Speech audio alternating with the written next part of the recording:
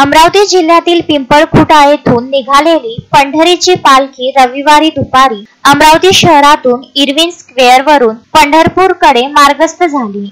भक्तिरसात न्हालेल्या टाळ मृदुंगाच्या गजरात, ज्ञानोबा माऊली तुकारामच्या जयघोषात या पालखी यात्रेने शहरात भक्तिभावाचे वातावरण निर्माण केले।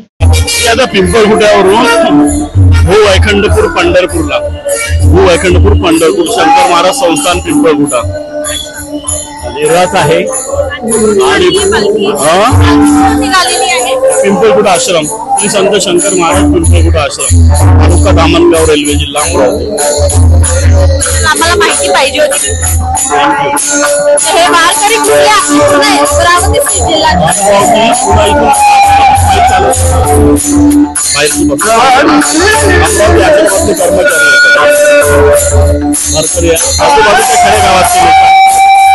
यावेळी विठ्ठल भक्तांनी नाचत गात पालखीचे स्वागत केले व महिलांचा सहभाग विशेष लक्षवेधी ठरला। मजा येते आणि आनंद मिळतो। वर्षभराची रेडी आम्हाला मिळून जातं, वर्षभर औषध घ्यायचं काम नाही पडत वारीला गेलं की।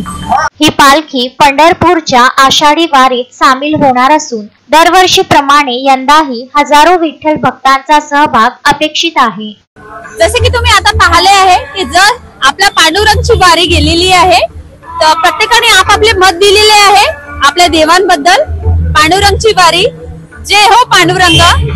मी प्रियंका, विदर्भ न्यूज अमरावती। प्रियंका मान, विदर्भ न्यूज अमरावती।